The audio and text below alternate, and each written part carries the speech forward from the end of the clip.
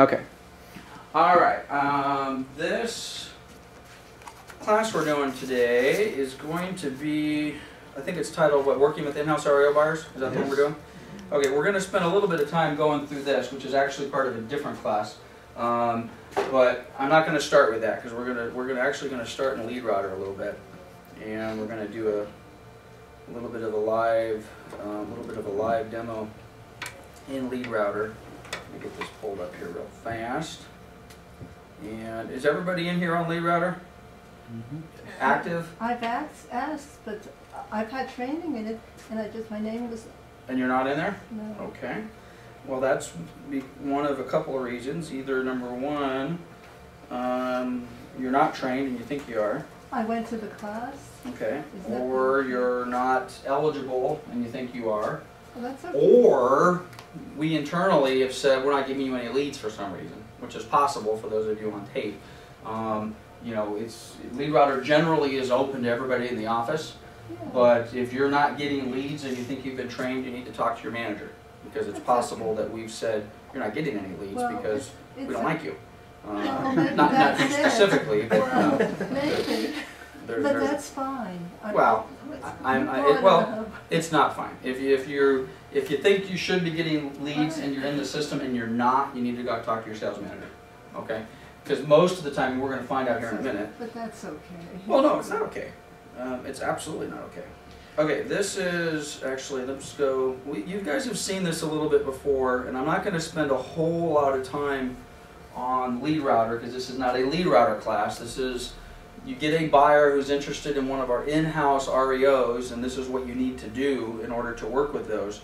I used to be a lot more particular about, and this is who's on Lead Router right now, so let me see if I can find you on here somewhere, Marilyn. And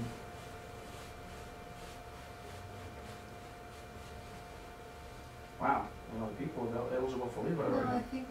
Okay, you are not on here. But I was in Paris, not here. Okay. But it's. Well, it wouldn't matter because this is all offices. Oh. You know, here's the Redlands office and the Claremont Covina office. Okay. Well, after the class, shoot me an email or go see Shelly, and we'll find out what the problem is. I don't. So, okay, what I was saying earlier is I used to be pretty particular about any agent working with a buyer who was then subsequently going to work with one of the REOs. I've kind of slacked off of that, which is not a good thing. One of the things that I'm concerned about, because there's a lot of secret shoppers out there that are secretly shopping listing agents that work for Fannie Mae or they work for Freddie Mac or they work for the banks, and they want to make sure that we, the collective we, are handling the properties the way they want them handled. So in the course of today's class, properly handling the properties would mean properly handling the buyer inquiries. Okay, so if a consumer calls on a listing 123 Main Street, which is, let's just say it's a Fannie Mae, for example, and it's my listing, the expectation is that consumer is going to get the good information. It's going to be handled. They're going to be handled professionally in a timely fashion, so on and so forth. And from Fannie Mae's perspective, their expectation is that that's either going to be done directly by me, or if it's not done directly by me, it's done by agents that work within my team that are competent, professional, and know what they're doing.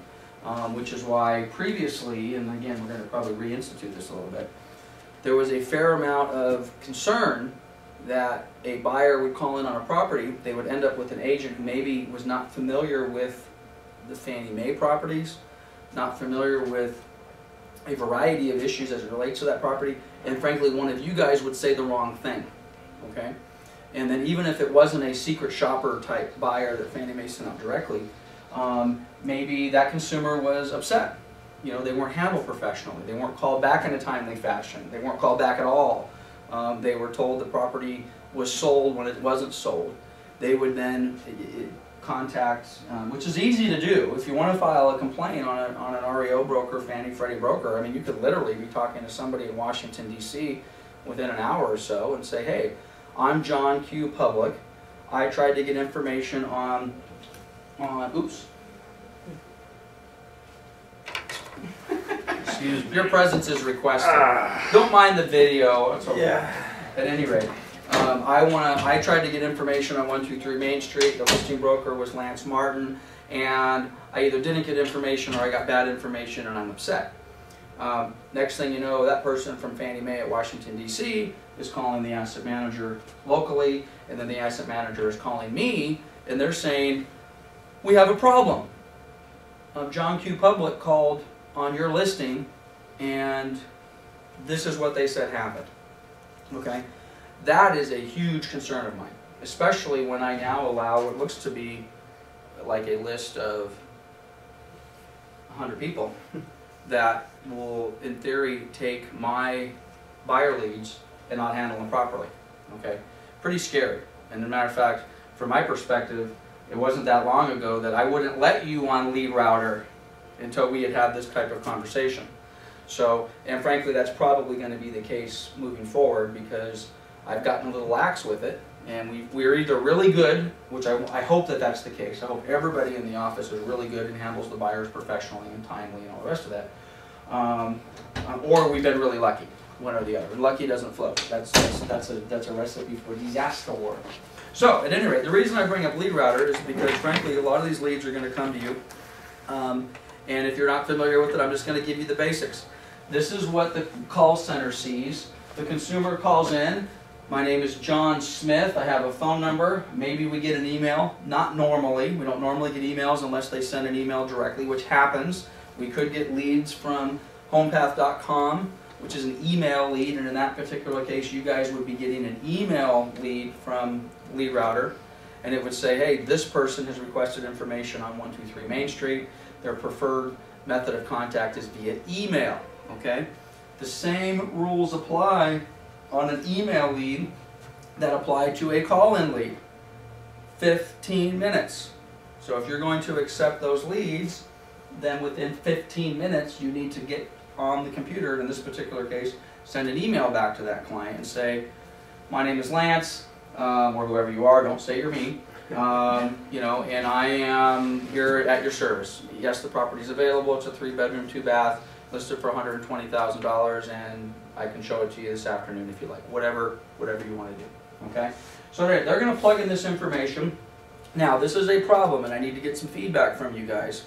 The call center is constantly improving. Two things should happen. Number one, if the property is listed, they're going to select the property down here. That's much easier for you guys. Much, much, much easier for you. Okay? In that it's now, when the lead comes across, it says this consumer is interested in the property listed at 123 Main Street for $175,000, and it gives you that basic information, correct? Mm-hmm. Not up and down if I want. And by the way, if I say something that's not right, then you know, oh, wait a minute, it doesn't work like that. Somebody tell me. So if it has that information, that's an easy one. Okay? Now, that also, I'm making a gigantic leap of faith and an assumption here, and I understand that probably for most people, what I'm about to say, this is not correct. Okay? But if you really want to rise to the top and you want to close these leads and you want to catch my attention, then when that lead comes through and it specifically says John Smith is interested in 123 Main Street, that's easy for you because you have already seen 123 Main Street, because you are all collectively out previewing property every day, right? Wrong? Okay. Now, I would like the truth to be that everyone says, of course, Lance, whenever we get a new, and again, we're focusing in today's discussion on working with the in-house REO buyers, which means they're interested in our in-house REO inventory. Okay? But this applies to anything. This doesn't, you can apply the same class to working with buyers generally, even though our focus is going to be on the REO side. But what you should be doing is you guys should be going to our website regularly, pulling down our REO inventory regularly, and previewing it, okay? And I'm not talking about just previewing the, by the way, this is our website. I'm moving kind of fast. On the far left side, about, I don't know, halfway down, there is a, under Other, #1 agent portal, or portal agents. Who in this room has been to this? Good, most of you. All right. If you go there, it is password protected. Okay. You do have to type in your password. CBPREAGENTS. OS? I don't think there's an S. I haven't logged in a while. If you log in regularly, it kind of saves you in a cache or something like that. You don't have to do this very often. If you go here and you go to, I think it's market data, I think at the very top, REO inventory list. Okay? This REO inventory list is updated every 15 minutes. Okay? So if we made a change to this property on Leland 15 minutes ago, and it went from active to pending, well, this is as good as 15 minutes, which for most purposes, that's pretty damn good. Okay?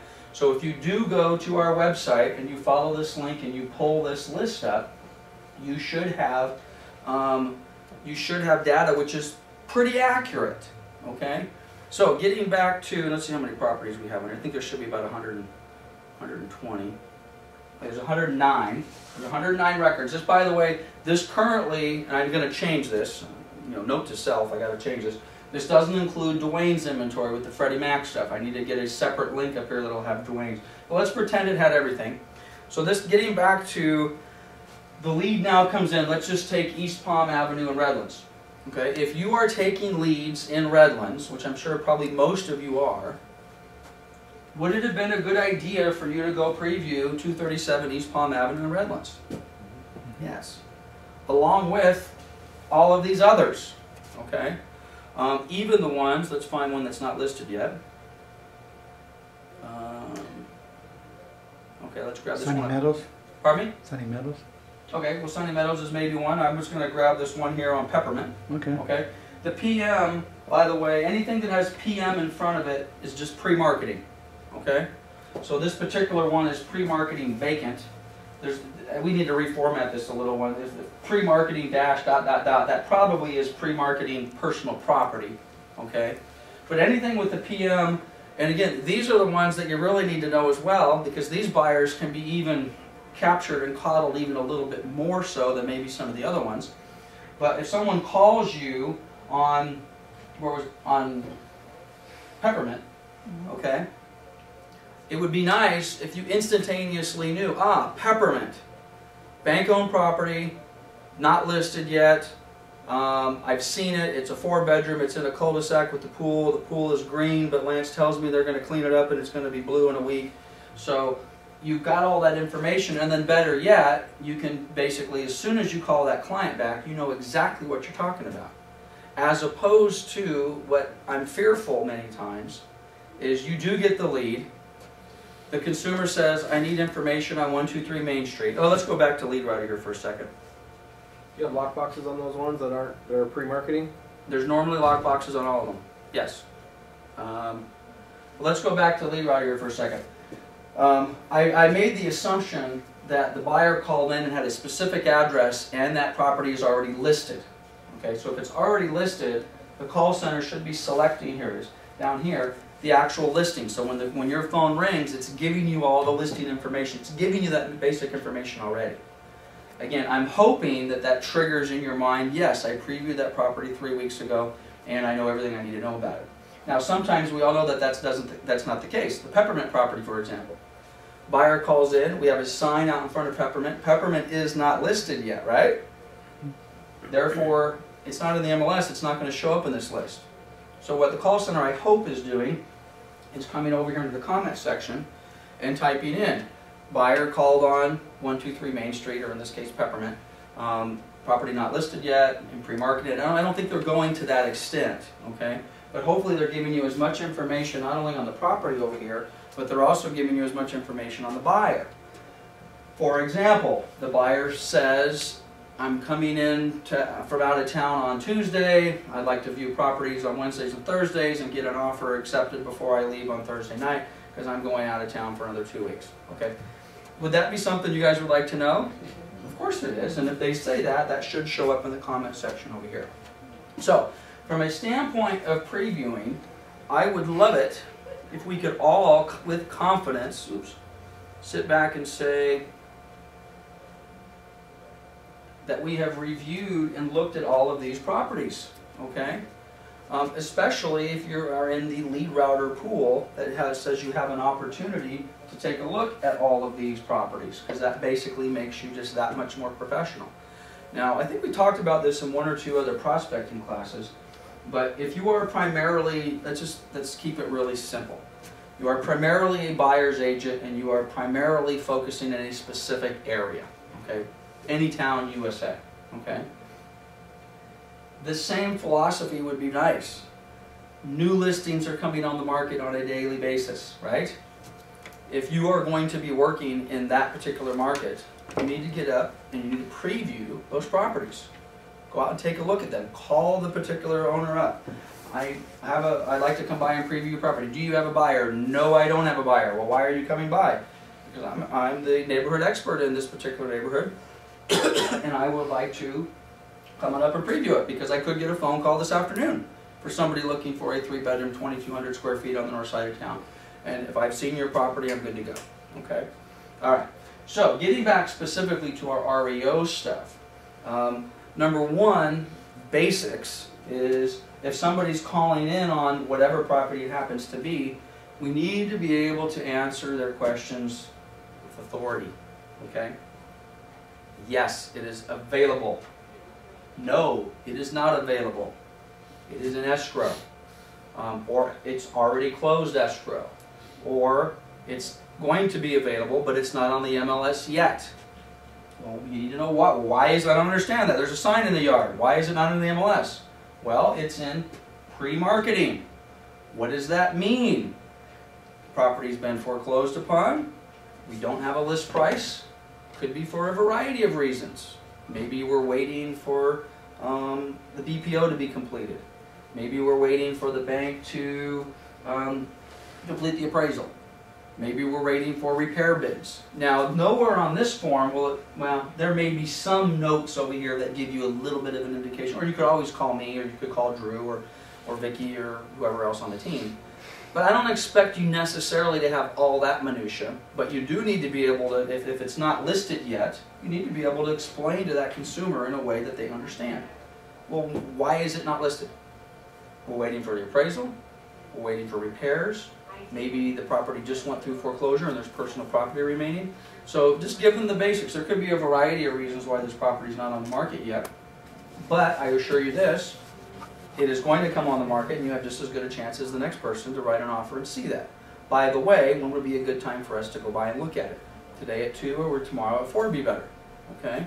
So, and you can show these properties. And I'm talking specifically pre-marketing properties. I have one serious caveat and concern with that. Some of the properties that are in pre-marketing with personal property, I discourage you from going through those properties if the first time you've gone through that property is with a client. Okay? Let's just pretend, for example, not to pretend, it's the truth. This property on Church Street in Rancho Cucamonga, it's a condo, unit 101. There's some personal property that remains.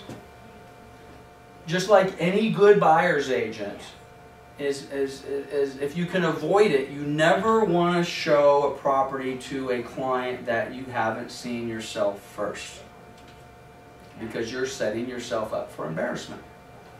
If your client tells, and by the way, if you do ever show, can you tweak that blind just a little bit more?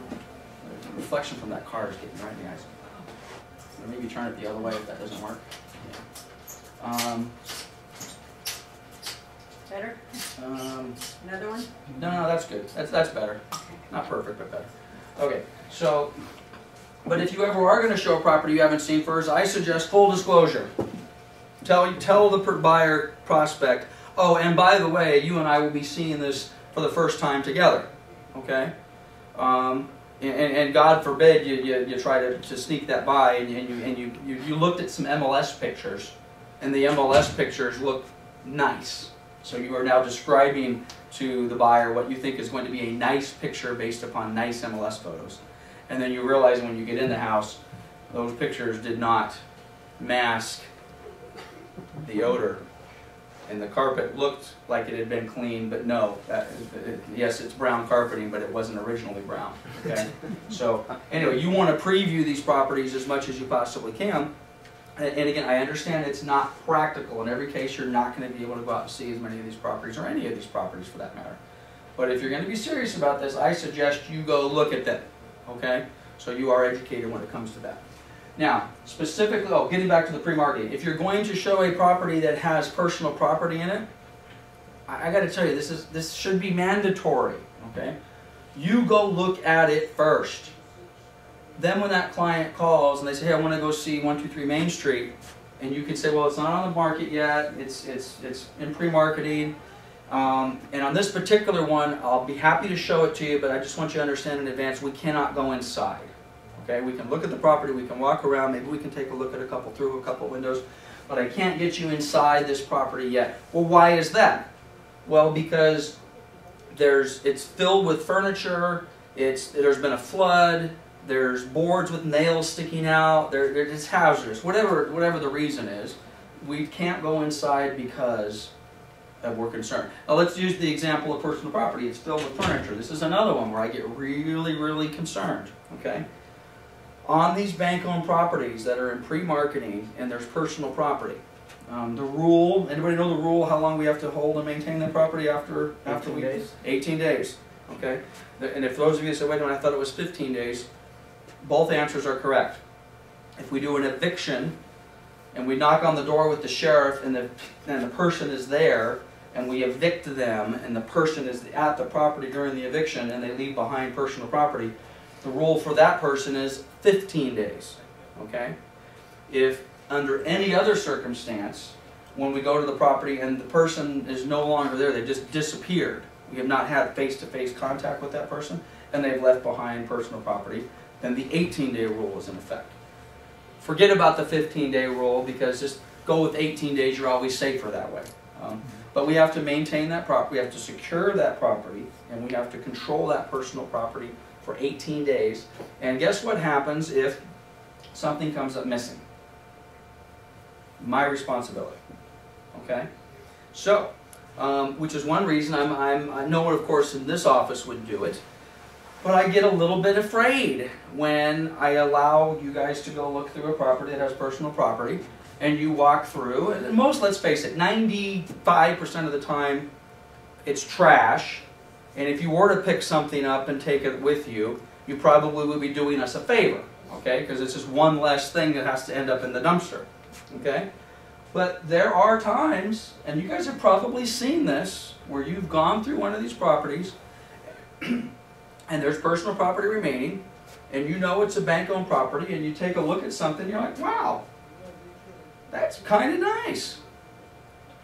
And you know that somebody's going to come in a week from now with a truck, and they're going to haul all that stuff to the dump, right? So your thought is, well, that's silly.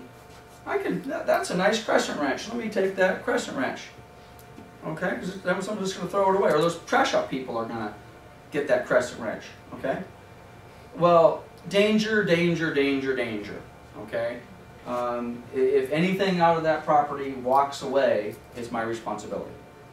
And what, even worse, if you are taking clients through that property, okay, saying, hey, don't mind this stuff, all this stuff will be trashed out in another week, and then we'll have a list price on it a few days or a week after that, and then we can sit down and get serious about writing an offer, and we'll talk about when you can write an offer and when you should or shouldn't write an offer. But God forbid you've got a client coming through that property, and then your client all of a sudden gets sticky fingers and puts something in their pocket. Bad news, okay? And then, of course, if there's health and safety issues, that's a whole other reason. So, moral of the story is whenever you see any of these properties that are in pre-marketing, now, by the way, if it says pre-marketing vacant, in theory, the property it's all trashed out and there's nothing behind. But that's not always the case. You might still get over there and there might not be any personal property, but there could be some things about this property that are hazardous, okay? You know, maybe a wall's been knocked down. Again, my silly example, but there's a board sticking out that has a nail, you know, so if someone was to walk down the hallway, they in theory could, you know, tear their arm or something like that, okay? That's liability, that's a concern. And in this day and age, you do something like that, and the next thing you know, I'm getting a letter from an attorney that says, hey, you know, you showed my property, my client this property, and they hurt themselves, and now they have tetanus, and they're going to die. So, anyway, preview. Okay, now getting back to actually dealing with the specific buyers. Okay, most of the time they're going to want the basics. Is the property available? How many bedrooms, bathrooms, square footage, list price. Okay, if you cannot answer those 4 or 5 questions, then you really need to find the answers to those questions before you're going to call them back. Okay? Again, keep in mind, if you're getting most of these leads through Lead Router, and again, we'll talk about holding open houses. I mean, if you're holding an open house on a property, hopefully you've done enough homework that you are aware. Okay? I know exactly what I need to do in order to, I know the bedrooms, I know the bathrooms, I know the schools, I know the HOA fees, I know all the rest of that sort of stuff. But if this is just a cold one, when this lead comes through, they're going to want to know that basic information. I get this regularly. You know, once a year is too many. I probably get this call probably about once a month. Okay? And I will have a consumer who is called into the office, then connected to one of our agents, and then the consumer calls me back, calls the front desk and says, I don't know who this Chris guy is, but he obviously doesn't know what he's talking about. I want to talk to the listing broker. I want to talk to Lance. I want to talk to the broker, the manager. Yeah. And they will tell me, the person that you had call me to give me property information knows nothing about the house. Okay? That's a problem. Okay? And you got to remember, where are most of these leads coming from? Sign calls. Sign calls. The consumer is in front of the house already. They may actually have already taken a little trip around the house and walked around it. So they actually may be asking you questions that they already know the answer to. Okay? Oh, well, does it have a pool? Well, no, this one doesn't have a pool. Well, are we talking about the same house? Because I'm actually in the backyard right now, and, you know, well, why did you ask me? I don't know, just testing you. Do people do that? Yes. They do it all the time. Okay? You know, is it on a large lot or a small lot, or what about the neighbor across? And you have to know these basic questions. And frankly, the more you know, the better. The better opportunity you're going to have to basically to close these specific leads. Now, another thing on these, I want to, before I forget, I don't have an agenda here. I probably should have got myself a little bit better of an agenda. Let's go through. Who's been on Fannie Mae's website before? Anybody? One or two of you? Two. Okay. Fannie Mae, what is that? What the heck is that? Fannie Mae Mormon chocolate. Someone's hijacking that. That's good. You gotta love that. All right, this is. I thought their website actually was eFannie Mae. I think this is the one we want though. Yeah. Okay. You go to Fannie Mae's website, or better yet, by the way, actually I'm actually taking you to the wrong place. What's the brand that Fannie Mae has out to the public these days? HomePath. Okay. So and by the way, it's interchangeable. You know, Fannie Mae, Freddie Mac, Fannie Mae's Home Steps, Fannie Mae's HomePath. Freddie Mac was using the Home Steps plan. So I think you can get to HomePath from here. Let's see. Homepath.com? Yep. You know, it's probably actually helping homeowners and communities. Let's see if this probably has something for home buying process. I bet you this will probably take you to HomePath. Let's see. Understanding how to buy. By the way, there's great information on here. Fannie Mae. What's Fannie Okay, this is not where I want to be, but I stumbled by this on accident. And this is good stuff. This is really good stuff. Fannie Mae's understanding the market, a bunch of questions about how to buy foreclosures and all the rest of that sort of stuff. This is one of the things we talk about in our training classes all the time. The consumers today have access, and in many cases actually have knowledge to information that is in excess that you have. So if you have a consumer who's already gone through and spent a whole bunch of time on Fannie Mae's website, or actually where I really wanted to go, which is HomePath. So let's try that. HomePath. And there we go. And they've done their homework. They are going to embarrass you. Okay? You've got to know this information. Okay? And again, if you have consumers that are specifically looking for Fannies, and the same thing for Freddies, but if you have consumers that are specifically looking for, you know, properties in Moreno Valley, California, well, they've got all the data. They've got it. Okay? And if you don't, or if you give them information that's not accurate, they're going to beat you over the head with it. Or worse, and this is, again, this is one of my larger fears, okay? You inadvertently give them bad information. The property is pending when it's not. The price is 120 when it's really 110, okay? That consumer then puts some sort of nefarious meaning to that and is now basically calling the banks saying, for some reason the listing broker didn't want me to get this house. They gave me bad information. They must have had a buyer that they were already working with and they didn't want me to come in sideways on them.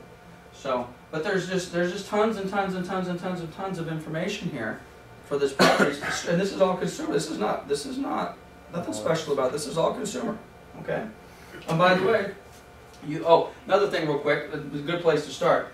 These properties are a first look program. If you don't know what the first look program, you need to know what the first look program is. Fannie Mae and Freddie Mac calls it something different. I can't remember what they're calling it. What do they call it? I think it's initiative or something. First look initiative.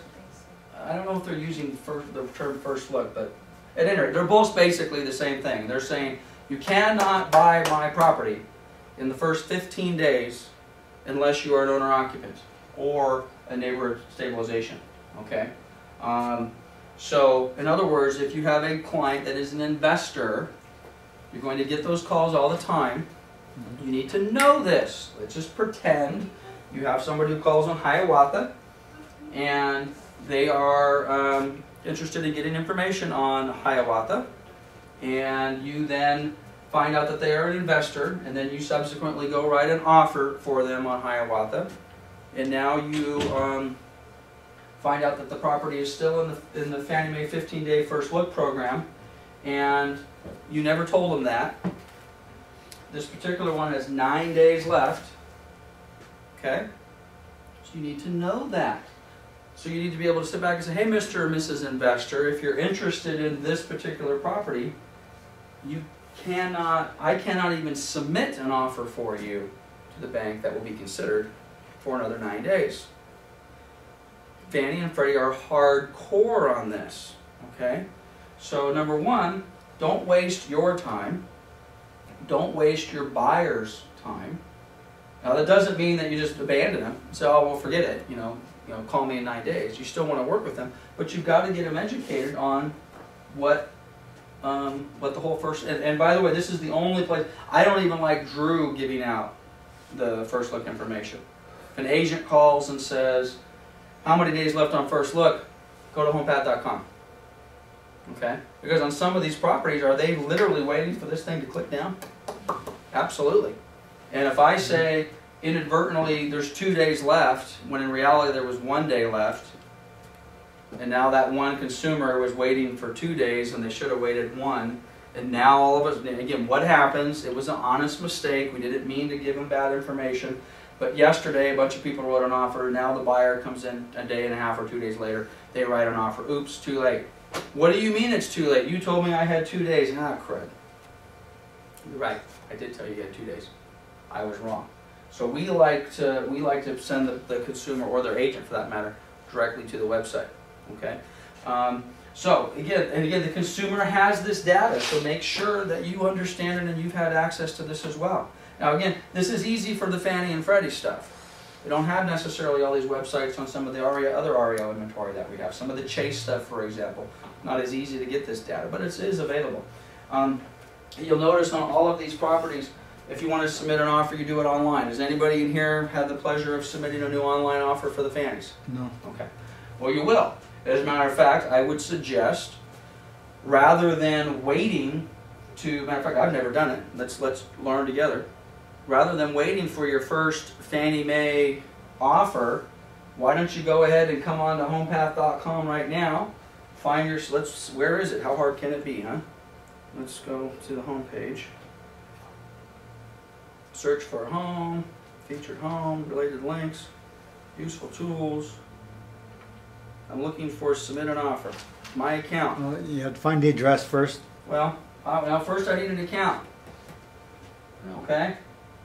Or sign up for property alerts. I think the first thing I need to do is I need to go get an account. Log on to this thing, set yourself up, because you cannot, if you are an agent representing buyers, you have to submit, and by the way, here's just caught my eye. If you want more information on the First Look program, there it is. Click on the link, it'll give you everything you need to know about the First Look program.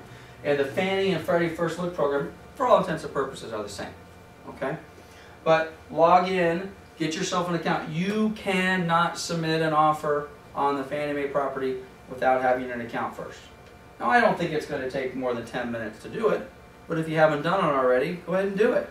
Get yourself logged in. As a matter of fact, maybe you want to sign yourself up for property alerts. Okay?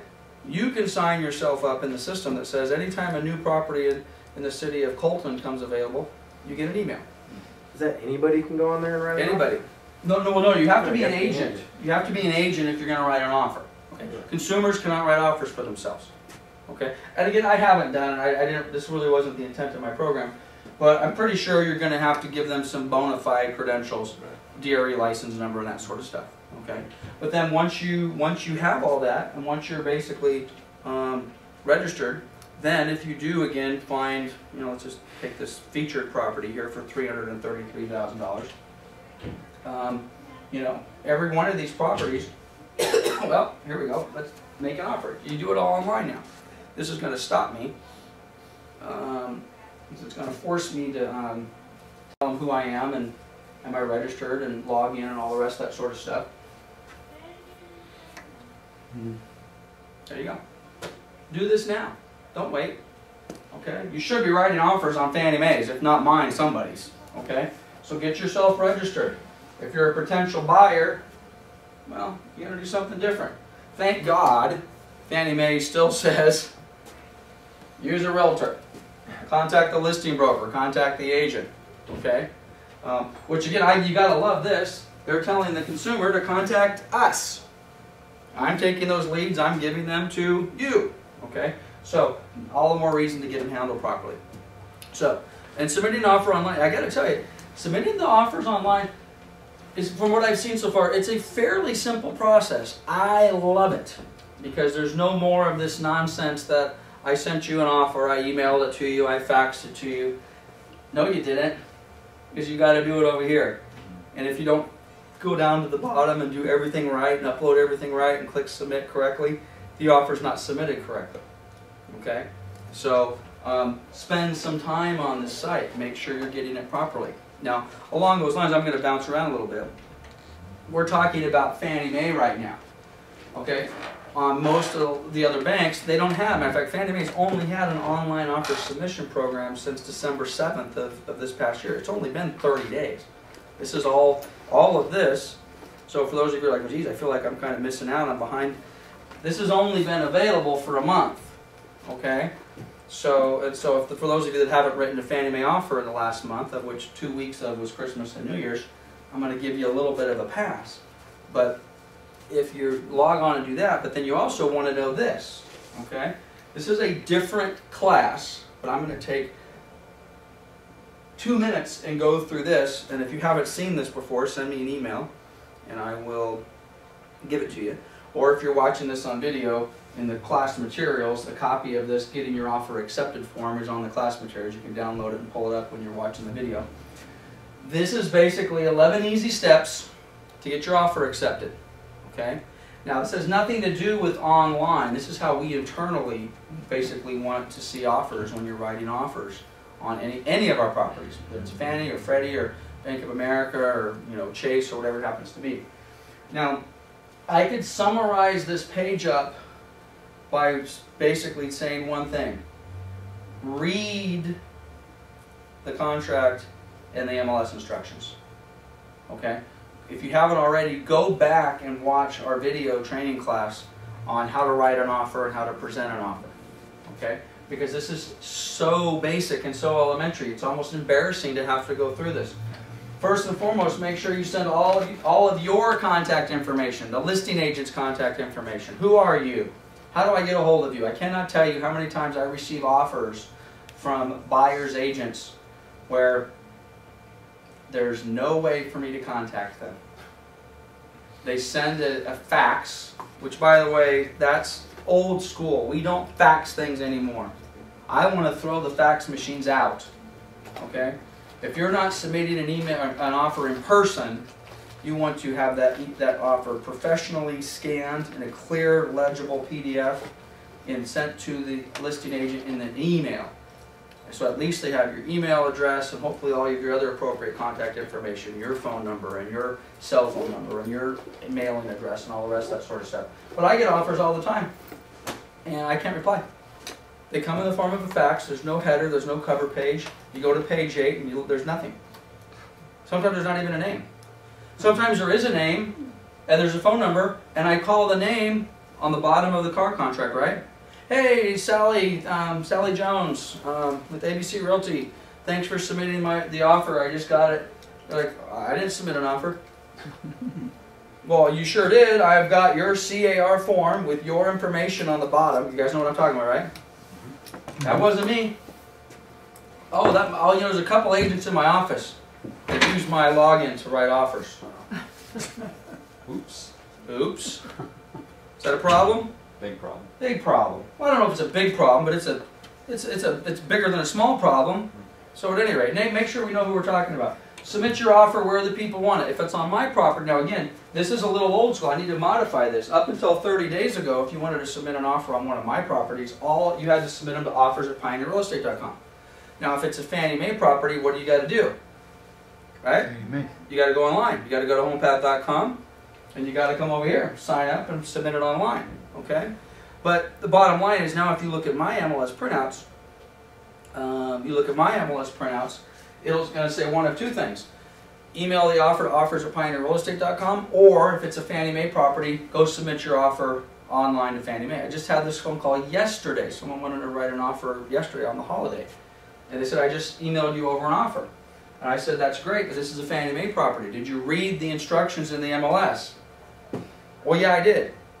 Well, go read them again. Because it doesn't say to email me the offer. It says all offers must be submitted online at homepath.com. Okay? So you read the instructions. Use the most current car contract. Don't use one that's 30 years old. Know your buyer's name. We talked about this in a different class. Know your buyer's name. Know who your buyers are. Don't put John Jones and then find out that it's John S. Jones. He likes that middle initial in there. Or he likes the middle initial, he likes his middle name spelt out. You know, John Stephen Jones, okay? Know who your people are. Again, get your pre-qualification. Go to the MLS for instructions. Pre-qualification is important. I'm going to go back to the HomePath website. And again, I'm focusing a little bit on Fannie. Don't get overly hung up on that because, you know, the same information applies to all these banks. If the bank says, for example, I need a cross-qualification with a B of A direct lender, then you need a cross-qualification with a B of A lender, right? That's simple, okay? Well, they don't want to use B of A. They want to use Wells Fargo. Well, in most cases, that's okay. You can use Wells Fargo, but if it says get a B of A pre-qual, you have to do what? Get a B of A pre-qual, okay? Very simple. Now, that's not uncommon for a lot of these banks. Most banks will not force you, because there's some RESPA rules to violate. They won't force you that says, hey, this is a Chase, you have to use Chase, it's Chase or we're never going to accept your offer. Did the banks used to do that? They did. Fannie Mae used to do that. Back in the day, I don't know if you guys remember Director's Mortgage, which then became Norwest and then I think was bought out by Wells Fargo.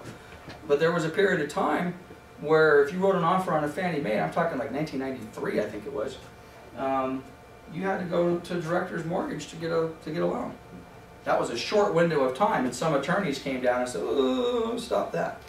Okay, but on Fannie's now they don't require they don't require a specific lender, which makes sense because Fannie Mae buys loans from Wells Fargo and Chase and B of A, and if Fannie Mae said you've got to get a pre-qual from B of A, all of those other people that they're buying loans from probably would have a little problem with that. But getting back to specifically Fannie, who's heard of the Home Path loans? Home Path loans, Home Path renovation loans? Okay. If you want to get a Home Path type loan on these properties, I hear this happen all the time. And by the way, you will have consumers.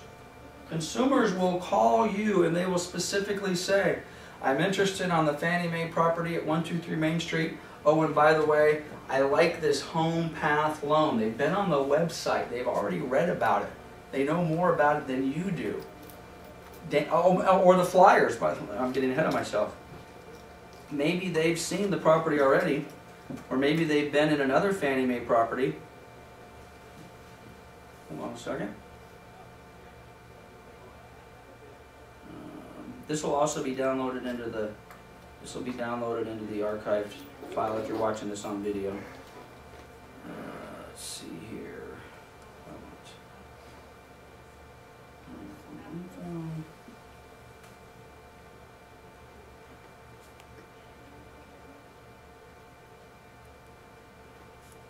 Crud. What do I do with it?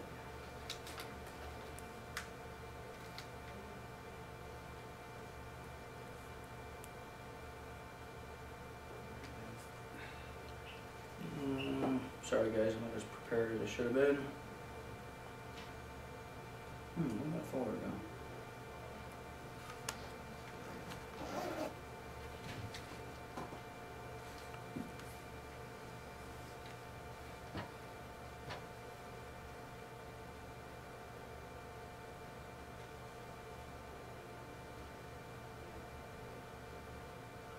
Okay, I'm not finding what I want, but what I'm looking for is the Home Path financing materials.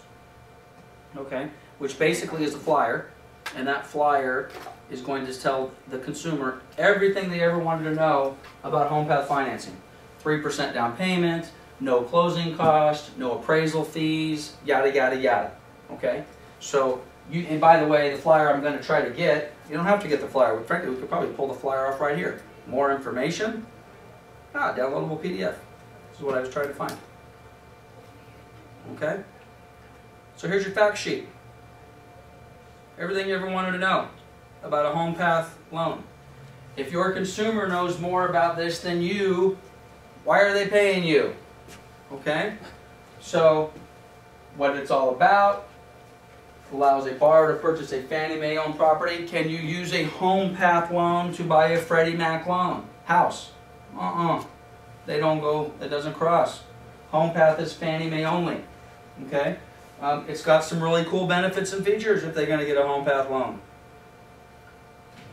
Low down payment. Down payment at least 3% can be funded by buyer's own savings or a gift or a grant.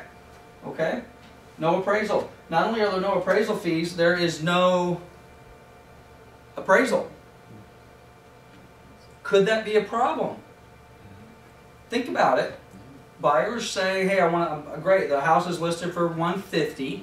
I'm going to write an offer for $150. But a lot of buyers, they realize, well, they have a little bit of a safety net. And the safety net is, well, maybe we overpaid a little bit, but that's okay, because if we do pay too much, what's our safety net? Safety net is the appraisal. They're going to get a loan, the appraisal comes in, and the appraisal comes in at $140. Okay, well now the buyer gets back and says, well, okay, well I guess the $150 was too much. So now we get to go back and we get to renegotiate, and we need to come back to what the quote-unquote true market value is, assuming the appraisal is true market value. That's a whole other conversation. But with a Fannie Mae, there is no appraisal. Let's suppose for a moment that we thought that the property was worth $150. Okay? And let's suppose our BPO was $150. Let's suppose we even had an escrow that was opened and we had an appraisal for $150. Okay? And the escrow falls out. And let's suppose we put the property back on the market, and all of a sudden, for whatever reason, there's just a huge amount of interest in this property. We have 5 or 6 offers in on it, And one of those people have come in with the highest and best, and they've written an offer for 175. And we've said, wow, that's a lot. Why would you want to do that? Well, why did they want to do it? Because they wanted the property. And in addition to writing an offer for 175, they decided they wanted to go home path. Okay? Well, guess how much that property is going to sell for? 175. Because there's no appraisal in there to tell them, oops, you just overpaid. You know? Which is why is it important for you guys to represent your clients well. You don't want to be writing offers that aren't going to appraise, even if it's a home path property. Which, by the way, the intent of the home path financing, the home path mortgage, was not to do no appraisal for the purposes of selling properties for more than they're worth. That's not what that whole point was. The point was is Fannie Mae's already done values. They've already got the property listed at a price that they think is appropriate. And for the most part, it was done for properties that maybe some appraisal issues would be a problem as it relates to repairs. An FHA appraisal, for example, could come out and say, well, we've got minor things. These minor 5 or 6 things that are wrong with the property. Fannie Mae has some sort of list of things that they consider minor. They say, well, those are minor, that's okay. We'll go ahead and finance the property with those things in place. Maybe a little bit of peeling paint or maybe whatever it would happen to be that maybe an FHA appraiser would have a problem with. Okay? So at any rate, oh, and by the way, one of the great benefits, by the way, this is a great loan. I love home path financing. If I have a consumer who's looking at a Fannie Mae property, if I don't recommend they use home path, I at a minimum recommend they take a look at home path. Specifically as it relates to FHA financing, if for no other reason, one of the huge benefits, home path over FHA, is there's no mortgage insurance. Okay? On FHA, you've got mortgage insurance, but you got MIP. Okay? Which is going to add to the payment. You don't have that on any of these on the Fannie Mae Home Path program. There's a whole bunch of other things on here that talk about as far as the Home Path program. But another thing that's important is find a lender. If you're going to do Home Path on a Fannie Mae, there is a list of approved lenders. Lender list at a glance. Okay, here they are. Okay, well actually there's a few more down at the bottom. I get this at least once a week. I will have an agent who will say, I'm going home path. I say, great, send me over home path pre-qualification letter from a home path approved lender. And they send something over from ABC Mortgage Company. So I come to my list, and I'm looking alphabetically, A, B. I don't see ABC Mortgage Company. Well, they're home path approved. And then guess what? Guess who calls me? And I say, no, they're not. And then guess who calls me next? The broker owner of ABC Mortgage Company. We are home path approved. I just funded 2 home path loans last week. Then you say, how come you're not on the list? You're not on the list. Right. Well, because we broker to MetLife. Okay? Well, then if that's the case, get me your pre-qualification letter from What? MetLife. Now, if you got a deal with MetLife that says you want to do the loan and you're going to work something out with MetLife, I don't care. But what I want to see and what the Fannie Mae loan reps or asset managers are going to want to see is they're going to want to see something from the home path approved lender. And I just had this happen last week. And by the way, you'll get this all the time. You'll be talking to a consumer's lender. By the way, the buyer's not going to know. They're going to if their one lender they're working with says they're home path approved, we can of course they're going to okay. Well, why would I doubt you? But you'll talk to the lender, and I don't have this list memorized by any stretch of the imagination. But you'll talk to the lender and you'll ask him, well, are you home path approved? Yes. And I said, well, okay, well, great. What's your name of your place again? ABC Mortgage. No, you're not. They'll fight you tooth and nail. I am. You're not. Okay? But anyway, it's important. So you need to make sure you have that stuff squared away. Just save yourself a whole heck of a lot of time, hassle, and headache. Now, there's different types of home path mortgages. And I will be honest with you, we don't do a lot you know, it's a program that for whatever reason has not taken root. Back in the 90s, it really did. I mean, there was a lot of people that were taking advantage of this financing. I'd say probably 30–40% of all of the loans that we were doing were going through the Home Path program. Today, I think the numbers are really small. Drew, what would you say percentage? Less than 5? Less than 5. And by the way, on Home Path, by the way, I got your question, give me 1 second. Just so this doesn't escape me. This is no guarantee, by the way. This is not Fannie Mae standing up and saying, if you want to buy one of our properties, we promise we're going to give you a Home Path loan. You got to qualify, okay? And the guidelines are actually, from what I've heard from the underwriters, a little bit tougher than qualifying FHA, okay? So you may, when I said earlier, if I had my choice, FHA or Home Path, I would go Home Path if for no other reason I want to get rid of the mortgage insurance, right? That alone is probably enough reason that I would want to go with a Home Path. But if you've got those buyers that are kind of on that margin a little bit, don't be surprised if your Home Path lender says, sorry, we can't do it, okay? They're too tough. Which, by the way, and if you have a relationship with one of these guys, can't use MetLife again. No, I'm picking on MetLife because I've got a new relationship with someone at MetLife starting this year. They're going to be calling on our office and trying to do some business. But can MetLife do an FHA loan for you? MetLife mortgage? Of course they can. Okay, of course they can. All of these guys can do FHAs or VAs or conventionals. So if you decide to go down that Home Path road, and you know the lender ultimately says, "Oh, I'm sorry, we can't do you a Home Path because for whatever reason, maybe your ratios are a little high or a little low, whatever they happen to be." You know, they switch you over to an FHA if you qualify. Now, from my perspective, and from, I don't want to speak for Fannie Mae because I don't have the authority to speak from Fannie, but if one of their approved lenders wants to make that type of a switch, it's going to be received better than if it's just coming from, you know, XYZ mortgage company, okay? Because these guys are, for lack of a better description, they're the big boys, they're the players. Okay, I put off your, do you even remember what your question was? Yes, I do. With the Home Path, we noticed, well, I've noticed that the price is a little bit elevated, like you said, for these properties. Expensive. Yep. And are you seeing that Fannie Mae will accept less? Because if an agent writes that loan and requests for that loan, it's not doing due diligence for their buyer, correct? I'm actually, oops, I don't want to leave. I don't want to participate in a survey and I don't want to leave.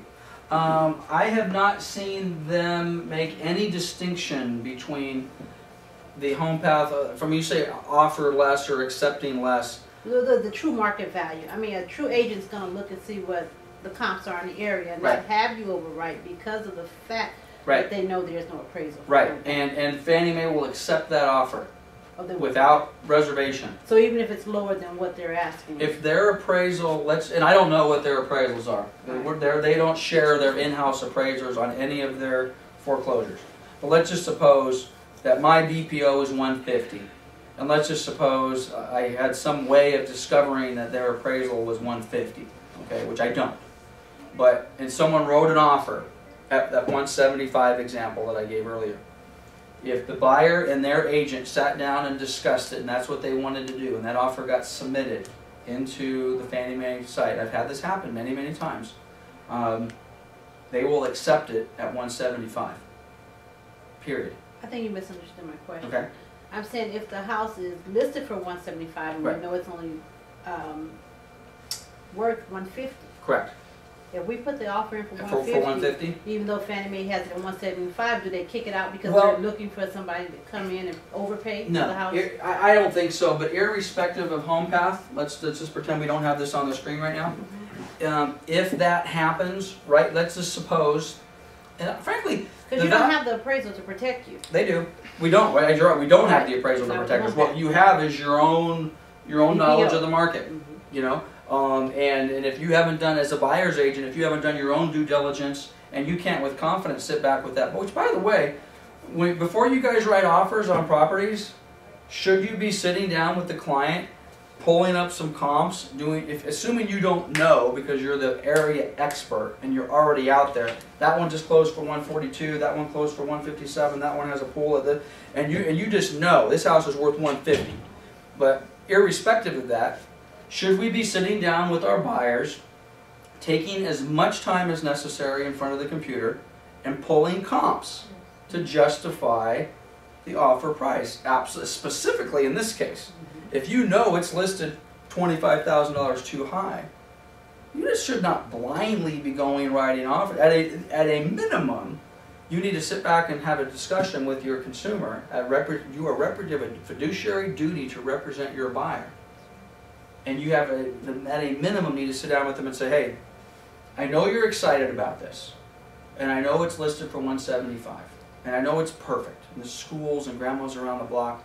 I said, but I tell you what, I pulled the comps. I don't think this property is going to appraise for $1 over 150. Okay?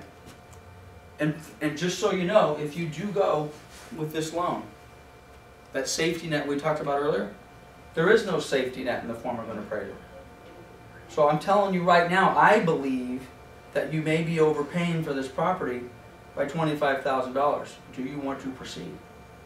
Okay? And if they say yes, then you write it up. And frankly, would it be a good idea to put down a little bit of a note that says, hey, agent is advising, I believe that the market value of this property is 150 and the buyer wants to proceed at 175 anyway, understanding that they're doing this type of financing with the understanding that there will be no appraisal. Probably a pretty good idea, right? I frankly have a concern, and it hasn't happened, it'll probably never happen, but it wouldn't surprise me if Fannie comes under some sort of scrutiny a year or 2 or 3 or 4 or 5 from now. And the scrutiny is Fannie Mae was basically selling properties above appraised value using home path financing and in effect taking advantage of the consumer in one form or another. Okay? I don't know, maybe that'll be a 60-minute story sometime next year. Or a big class action. Yeah, so, Lance, even if the buyer realizes that they don't have to have an appraisal with that type of financing, can they do it themselves? They could. Yeah, they sure could. But again, one of the nice things from Fannie Mae's perspective on this is when they're accepting a home path offer. Number one, when they get the home path pre-qual, and again, we're kind of casting this in a little bit of a negative light. I don't want to cap. This is a good loan program, okay? But again, that appraisal thing, you have to be aware of that. You have to be smart. You got to be smart. You have to be a professional. Due diligence. Do your due diligence, represent your client well, okay? But one of the nice things about using the home path is Fannie Mae, number one, they look at the list of lenders and they say, one of the lenders that we've approved is putting their name and reputation behind this pre-qualification letter. We like that, okay? Does that potentially get your offer to exactly the same offers? And again, I can't speak for Fannie Mae. I don't want to project that in any way, shape, or form. But we have 2 exactly the same offers, 175, 175. Okay? The bottom line net is exactly the same. One of them's home path and one of them's not. Okay? One of them requires an appraisal, possibly value problems, possibly repair problems. One of them, no appraisal, no value, no repairs. Where they're going to accept the home path. Yeah. Okay? It makes sense. That's what the program's there for. You know, they want to try to do what they can to get these things accepted. So, but to your point, absolutely have to make sure you're doing your due diligence because they will sell that property at a higher value. If they can. If they can, absolutely. And they have. I've seen, okay, we're not having as much of these, but in the era of multiple offers, highest and best, we've all seen properties where we've represented a buyer, or in this case I've represented the seller, and I've sat back and we've had 20 offers on the property, and somebody really wants it bad. And they come in, bam. Now forget about home path. They write it. They write FHA, you know, $25,000, $30,000, or convention, or cash. Okay, they want it. Well, guess what? Fannie Mae will sell it to them. They absolutely will sell it, and they'll even do it in a lot of cases on. Forget about home path on FHA. You write an FHA offer, the bank accepts. And again, we're talking Fannie Mae. Forget about Fannie Mae. Any bank. You write an FHA offer, and you know this is too high. It's not going to appraise. $20,000 above my BPO. You can put a little note. Boy, I think this is going to be an appraisal problem. Put it in. You send it into the asset manager. They accept it. Okay. Normally, their response back is, let's see what the appraisal says on that FHA deal. Maybe the appraiser will go out there and maybe they'll think there's $20,000 in value there that I don't. Who am I to say? I'm not the appraiser. So they will sell it. There's no doubt about it. And again, home path, no appraisal. Okay, home path renovation. This is the equivalent of kind of an FHA 203K or 203B. I always get those confused. The FHA renovation loan. Okay, this is Fannie Mae's version of the FHA renovation loan. I don't think in the last 5 years I've done one. If I've done one, it's been one. The program just has not really taken off. Okay. Having said that, you are going to get consumers who will ask you, like we've been talking about here for the last few minutes, you need to do your due diligence. You need to be able to understand and with education and authority, explain to them at least the minimum that's on this flyer. Because they're going to have that information themselves. It's low down payment, it's flexible terms, based upon the as completed value, very similar to the FHA rehab loan. Again, no mortgage insurance, expanded seller contributions available for primary residence, second homes, and investment properties. Hey, did you know that? Did you know you could do this for an investment property? As a matter of fact, I'm going to go back because I don't want to put my foot in my mouth. Regular Fannie Mae, home path, regular primary residence, second homes, and investment properties. You can get a home path loan on a rental or your vacation home. I wonder what the down payment is. Down payment is 10%, I believe. Oh, is it still I think they've changed it. I don't know if it says it on this flyer, but I believe it's 10% if you're going to do second home, okay, or an investment property. But it's still better than a non-owner occupant conventional 20% down. Are they still able to get the concessions also, like 3% towards building? Right now, I don't think there's a place on here for this. Let's see here. Well, maybe special offers and incentives. Right now, there are none running. The date of this video, if you're watching this on video, is January 3rd, 2012. In 2011, Fannie did at least 2 special incentive programs. They've more or less ran almost back to back. And let's see if they have anything. Okay, well, the first look, we already talked about that. Foreclosed property can be revenue grave. Okay, right now there's nothing. Okay, but what they've done in the past, 3.5% closing costs paid to the buyer. Don't even have to. Well, that's not true. I was going to say you don't have to ask for it. Yes, you do have to ask for it. And if you don't ask for it, guess what? You don't get it. No ticket, no wash. You don't ask, you don't get it. Okay? Now, having said that, if you do ask for it, it's built into the process. So let's use our $150,000 property, for example, and you ask for the 3.5% buyer closing cost incentive. And let's assume you're the only offer on the table. Okay? You will not get a counter offer back saying we'll only pay 1%. Okay? They'll pay the 3.5%. And then the same thing with the agent bonus. They were paying the 3.5% incentive to the buyer in closing cost and a $1,000 bonus to the buyer's agent. But again, you don't ask, you don't get it. Can you flip that light switch on for me? So it's very, very important. You may ask, well, wait a minute, that doesn't sound fair. I forgot, or I didn't know, just slide it. I didn't know the program was available. Well, that's no excuse. Ignorance is no excuse on this. Because it says that, number one, it'll say to the multiple listing, all the information's all over there. You need to know that. And there's a couple other things you need to know. Number one is these, as you can tell, these offers have expired. The most recent home path, or excuse me, Fannie Mae incentive, I believe expired October 31st, if I'm not mistaken. I'm seeing some heads nodding right now. Okay? The one prior to that, I think, went through July 31st or August 31st or something like that. But they have some fairly strict guidelines. Offer has to be accepted and closed prior to that date. Well, what happens if I went over one day? Well, depending upon the circumstances, you probably lost your bonus and you lost your buyer's incentive. Okay? If it went over by one day because it was the seller's fault, because the seller couldn't get an approved HUD or something like that, normally they'll extend that out. But if it went over because the buyer's loan wasn't ready to fund or something happened like that, they pull the incentives back. Okay? Which is, not good. Especially if it's by no fault of your buyer, and especially if your buyer needs the closing costs to close the deal. Okay? Now we make a big deal about whether you ask for it or not. You need to put yourself in the shoes of the bank when these offers are being presented. The theory is they may offer an incentive, but in order for you to make your offer look a little bit better, you may not ask for the incentive.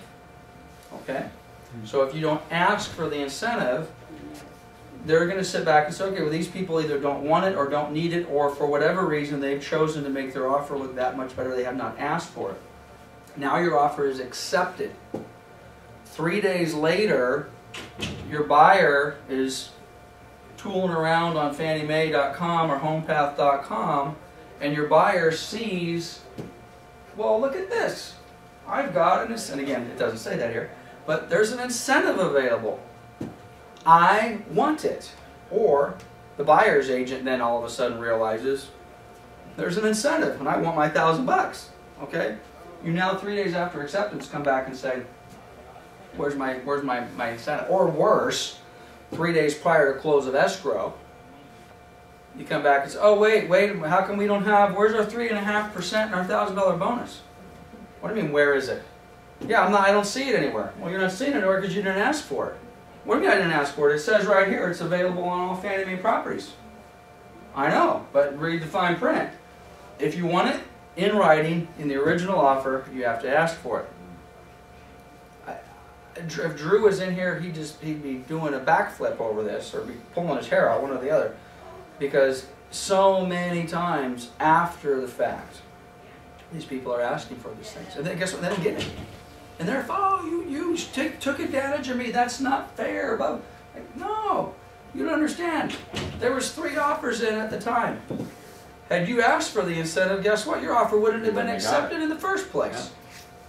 We would have gone with offer number 2, because that would have thrown you out of the range. So, at any rate, you should become very familiar with the site. And to be honest with you, let's just take a moment, since they represent such a huge part of the marketplace. I haven't been on Freddie's site in so long, but you need to take a look at Freddie's site as well. And again, you're going to find very similar information. Searching houses, same thing with Fannie's site. You'll be able to search all sorts of all their inventory. You got a thing here under CEO, whatever it happens to be. Again, exact same thing. And the same thing with HUD homes. Okay, let's just pull that up here real quick. What's their site? HUDhomes.com. Yeah, Yeah, HUDhomes.com. Yeah. Okay, this is their official site for HUD. And if you're not familiar with HUD, better get familiar with HUD. You better be familiar with these guys. They're going to make us a lot of money. From a sales standpoint, there's a lot of inventory out there. Okay, I'm going to search my map. I want to search my California properties. I want to search it by zip code. You need to spend some time on this site. You need to learn the process. Go through the FAQs. Go through all the rest of the stuff. Because if you don't, who's going to? Who's going to spend time on this site? The buyer. Your buyers are going to spend time over here. Okay? If they know more about this than you do, why do they need you? It's always been one of the big fears about in the real estate industry for as long as I've been doing this, or certainly for as long as the information has been being made. Over the years, we've made more and more and more information available to the public. And there's been a debate in the real estate profession. No, the MLS book. That's ours. You know, nobody gets the MLS book. And then we went to the internet, and then all of a sudden, back in '95, I think was the first time there was a public side of the MLS. You guys remember homeseekers.com? As a matter of fact, I think that website is still available. You can go to, let's see, Home Seekers. It's kind of fun, yeah, there they are. There they are. Okay, now, these guys have kind of fallen off the radar a little bit, and they've been kind of taken over by Trulia and Zillow and Realtor.com. They were the first. This was, and they probably sit back and say, geez, what did we miss, man? What happened? We were the first one to the market, and then somebody came and did an end around on us. But this was one of the very first online real estate tools that had our public information, or excuse me, our private realtor information available to the public. Now, we got everything out there. I mean, we literally almost have everything except the seller's name and phone number out for the public, to keep them out there from going out and searching all this stuff on their own. So, okay, a couple other things. I want to go back to my PDF. I kind of jumped. I went from making sure you get your pre-qualification information, which forced me to go into the Fannie Mae site, talking about home path and getting all the pre-quals and all the rest of that sort of stuff. But again, make sure you've got their financing properly when you're dealing with these buyers. The key, I can summarize this. By the way, we're going to be done here in about 20-25 minutes. Again, the title of our class is Working with In-House REO Buyers. Okay, let's take the REO side out a little bit, and let's take the in-house out a little bit. Working with buyers. Okay. Now we've been focusing on the REO side a little bit, but the key to this whole thing is you need to be professional. Okay.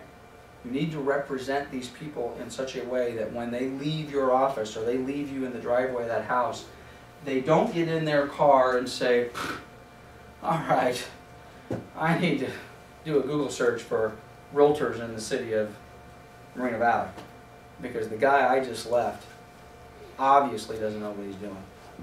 Okay? So get that information, get it down straight. Know the financing. Okay? This is going through getting copies of earnest money checks, getting credit reports and FICO scores and all the rest of this, proof of funds. One thing with on a lot of the REO, on the REO properties, their procedures are basically the same. Okay, pre-qualification letters, proof of funds. You know, we normally think of proof of funds in the context of a cash buyer. You write a cash offer on an REO property. Well, the asset managers are just like anybody else. What do they want to see? They want to see a proof of funds that says these people have the money.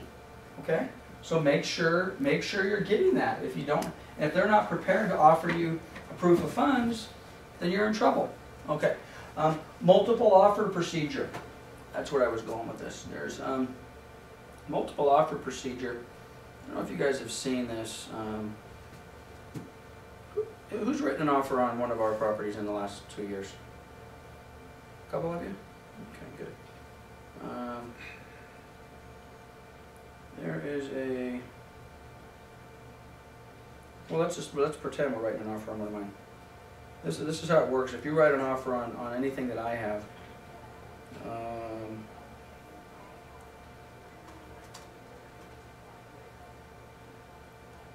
alrighty. I'm just pulling up Drew. I'm going to send him an email. Test.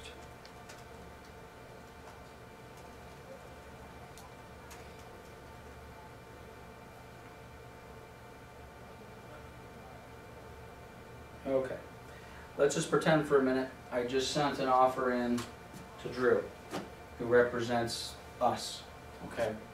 And I emailed him an offer, and I followed my instructions, and my instructions said email an offer to offers@pioneerrealestate.com, and I'm going to wait for an email to come back here. But while I'm waiting for my email to return an automated reply from Drew, or from me actually, what I'm looking for, or I'll talk a little bit about the HomePath site. Again, on Fannie Mae's now, all their offers are submitted online. Okay. When you go online and you submit an offer, you get all your information in there. You click submit. It will do one of a variety of things. It will send you an email. That email basically will say, you've successfully submitted an offer on 123 Main Street. It's going to be something similar to this email that I just received from, this is a automated reply from the email that I just sent in to Drew at offers@pioneerrealestate.com. And this basically is telling the agent, we got your offer, okay?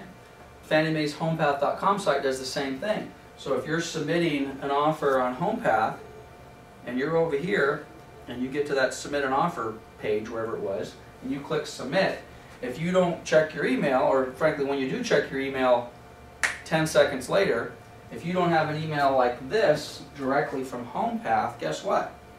Your offer ain't in. Okay? By the way, our business is not for the technically challenged anymore, guys. If you've been trying to skate through our business the last couple of years thinking, oh, this email stuff, I don't need that. This computer stuff, I don't need that. I'm telling you, I don't mean to be mean, but you are going to get run over. Okay? You cannot even submit an offer on a Fannie Mae property anymore without doing it online. Same thing with HUDs, right? HUDs have been that way for years. And guess what? There's a lot of agents, they probably won't admit this, but there's a lot of agents that do not sell HUD properties specifically because they are intimidated by the computer process. It's easy, it's only one page. And it is easy. One page. It takes 5 minutes. It's down and dirty. How much? Who are you? That What's part's your, the easiest huh? part. That part's the easiest part. It's all the other paperwork that they require. Right. Once it's accepted, then you got to go to work. But Yeah. right. But that's easy. But it's easy. Okay. Now, like my email, that this is our in-house email. Like our email, Fannie Mae will also tell you another thing. Fannie Mae will also tell you, ours is a little cruder. You have to read that entire email, by the way. And that entire email says, hey, you might want to call us and ask us if there is multiple offers on the property. Fannie Mae's system is a little more sophisticated. It knows once you submit the offer, oh, by the way, there's 3 other offers. It also sends you an email. And the email says, there's multiple offers. What do you want to do? Do you want to keep your existing offer? Do you want to change your offer? Do you want to, I don't know, there's 3 or 4 choices. Do you want to withdraw your offer? And if you don't do one of those options, guess what happens? And oh, by the way, it also says the clock is now ticking. You have until this day at this time to do this. So let's suppose the clock was set 2 days ago. And they said you have until 5 o'clock on January 3rd to get us your highest and best. And there's 3 people that are already working on a 5 o'clock January 3rd highest and best deadline. And let's suppose you write your offer at 4:30 on January 3rd, not knowing that there's already 3 people that have written offers. You get that email back, and it says, oh, by the way, you have until 5 o'clock on January 3rd to get us your high. You have 30 minutes to respond. Do you want this offer? Do you want to increase your offer? Want to keep it the same? Do you want to withdraw it? And guess what happens if you don't go back into the computer and make the choice? Your offer gets automatically rejected. Automatically rejected. Okay? Now, in the old days, which was 30 days ago, this is the form that you would get from Fannie Mae. And we use this form all the time on non-Fannie Mae properties. And up until 30 days ago, we used this form, the wonderful multiple offer procedure form, which, to be honest with you, I hate it, because you, especially in the days of getting 15 or 20 offers from your buyers or from one property, now you've got different people writing different stuff, and the gist of this form is, I'm just going to, you put your name and date and all the rest of that here, but the key is down here. Did I lose it? The key to this form is this section, which I think I just blew right by. Come back up here.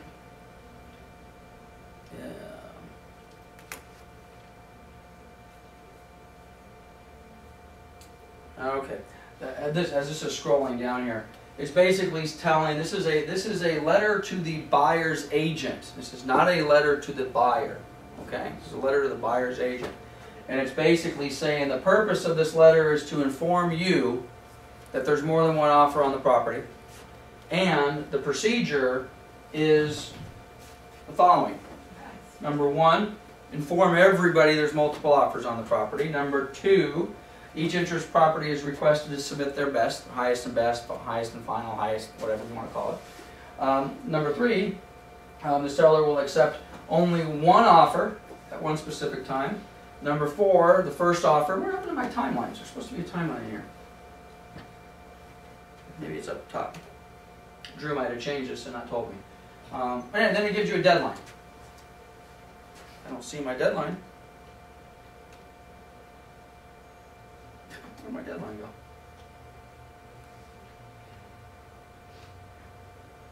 Well, I'm going to have to talk to my trusted right-hand assistant. But normally, specified, and the accompany email. Okay, we changed the format a little bit. It used to say on number 2, and your deadline was, it would say right down here, Tuesday, January 3rd at 5 o'clock. Okay? Now it's in the email. So your deadline is whatever it happens to be. On the Fannie Mae properties, you get the email directly from Fannie Mae. They are unforgiving if you don't give them what they want. And if you're supposed to upload something, for example, on the Fannie Mae, which by the way, unlike the HUD's pretty simple. You just go in there and fill out the form, you click submit, and you're done. With the Fannie stuff, you actually have to have the computer savvy to upload a PDF, which is pretty elementary to me. I've done it a million times. That can be challenging for some people. And it's got to be a PDF, and it can't be too big, and it can't be a JPEG, or it can't be a TIFF file. I get that all the time. People scan something at the computer, and it's not a PDF, it's a JPEG, or it's a TIFF. You try to upload it onto the system, guess what? The system says no. I had a gal today, true story. Today, she submitted an offer on a property, this Fannie Mae property, did it online, and got the email apparently to her phone that said, hey, there's multiple offers, you have to get us in your highest and best, and here's the deadline. She calls me and says, I'm in Mexico, and I need to upload, I'm not sure what she needed to upload, but she needed to upload in addition to that. She says, I don't want to have to go back to the hotel to get an internet connection, and her deadline is, today sometime. What should I do? I'm like, I don't know. You're in Mexico. Go back to the hotel. Call back to your broker. Call your manager. Represent your client. I'm sorry, but but what happens if I don't do it? Well, your offer will, if you don't get in and check the box and click submit, your offer is automatically rejected. Now, one of the reasons that I love this, and I have my listing broker hat on right now, and I wanted Drew to come in and sit in so he could make sure I wasn't lying here too badly, because he works with all the offers. But I'm going to throw out some percentages. For some of these, I'm always going to be off by a little bit, but I'm going to throw out a percentage of about 80%. And that 80% are offers that are not submitted properly, completely, correctly, on time. You fill in the other, description, okay? And prior to the online submission process that we're talking about, if you submitted it to me and it wasn't on time, or maybe you didn't fill something out right, or you didn't give me the multiple offer form procedure signed and back and all the rest of that in time, it was your word against my word, your email date and time stamp against my email date and time stamp, and I lived in fear. Because if I had a property that had 25 offers in on it, and one of those offers didn't have all the proper information, I would bend over backwards to get to that 20th offer and say, please get me all this stuff, because I want to get it submitted and I want to get you a fair shake, because I'm afraid that if I don't do that, you're going to come back to me and beat me over the head 60 days from now, and who are you going to complain to? You're going to complain to my client that your offer didn't get submitted, and this, and this, and this, and this, and this. So we spent 80% of our time chasing down agents. Guess how much time we get to spend chasing down those agents now? Zero. Does it automatic? It's automatic. That agent in Mexico, if she doesn't, it's not up to me to chase her down to make sure she gets in her multiple offers so she can get her offer submitted to get fair consideration. She gets an email. It's up to her to do it, and if she doesn't do it, guess who automatically rejects her offer? The bank. Fannie Mae does it. Not me. Because if I send you an email that says, hey Mike, your offer's been rejected, or Fannie Mae sends you an email that says, hey, your offer's been rejected, which one of those holds a little bit more weight? Fannie Mae. The one from the bank. Because they're all, Lance, what are you doing? You know, you had an in-house buyer. You just wanted to, shaft me out of this deal. Do you ever know how many offerings you have on a property because of the new system? Will you ever know? We do, but it's one thing I don't like about the new system is on the old system. Is anybody here written an offer on any of my properties that you can remember in the last 2 years? Yeah. It's been a What, while. you remember what street it was on? On my cell. On the cell? You remember the address? If you saw it, would you remember it? Yeah, if I saw it, I remember. Pick one. Which one is it? You know? Well, I think, I don't know. Which one was? 12656. Which one? It may have been 12656. 12656? Let's try that one. 1261. It could have been that one. How much is it? Well, let's see. This is an old one. This is a couple, 3 years old. No, that wasn't it. Would it have been that one? No. Okay. How was it more recent than that? Yeah. 12610 maybe. 610? Okay, well, let's see what that one says. I don't know if this will be a good example or not. But in my old system, well actually this is not my old system, this is my system. Everybody that ever written an offer on that property, these are all the offers. You have told those for 3 years too, right? What's that? You have told those for 3 years. I hold them forever. No, what was that other one that I just So, sold? and these were actually done in 2010. I hold on to these for, this will be in my computer forever. So if you were to call me and say, Yeah, but hey Lance, I submitted an offer on LaSalle and whatever. I pull it up and, this is the agent name and the borrower's name. So, Hargrove is the agent, Williams is the buyer. And I double click. I love doing this. I do this all the time. Agents will call me and they'll want to talk about an offer that, was submitted, 3 days ago or 3 years ago. And pull it up at the click of my fingers. I'm looking for page 1 of the offer. This one's actually scanned upside down, which makes it a little funner. I'm looking for a first page of an offer. Actually, this may just be financials. Oh, Type there in it is. number 23 and see what happens. There you go. 23? Oh. There you go. Okay, well anyway, here's again, so much for being scanned in properly. But I could sit back and say, yeah, your offer was here, this was the price, this was the this was the that, yada yada. We keep all of them. Now on the Fannie Mae with the new online site, the short answer is yes. It'll basically tell us how many offers have been submitted, how many have been submitted completely. And then again, from the listing broker stamp, this is what the listing brokers have been screaming for years. Because what was always the knock on the listing brokers over the last 3 years? What were we not doing? Submitting them. We were not submitting your offer. We were not submitting, Lance, you're not submitting my offer. I know it. You're a lying, cheating dog, and you want to do it because Sally over here in your office, you want to get her offer accepted and you don't want to get my offer accepted. And I know which is why we save all of these things and why every time we email them in or submit them in, we keep the stamp that says it was submitted. Now, why do you think I love this online offer submission thing? Because nobody can ever say, Lance, you didn't submit my offer anymore. It takes a lot of responsibility from you. It takes almost all of the responsibility off of me. It's like chasing down the agents. It just saves so much of your time that you don't have to run around all over the place doing all that. Well, getting back to this multiple offer form, getting back to this form, what did I do with it? Actually, I guess, what did I do with it? Here it is. Getting back to this multiple offer form, technically, with Fannie Mae and all the banks. If the buyer's agent doesn't sign and return the multiple offer procedure form, their offer is invalid. Technically, I don't have to submit it, depending upon the bank. Okay? Now, with the new system, when there's a multiple offer, it sends you an email back and it says, hey, jump back into the computer and you need to check a box and you need to click submit. I want to leave my offer the same, I want to raise it, I want to do whatever. If you don't do that, I don't have to chase you down for this form anymore. So, at any rate, I'm going to wrap up here a little bit, and I want to kind of I want to end with what we started with. I don't want to get overly dramatic here, and we've covered a lot of ground in the last hour and 45 minutes.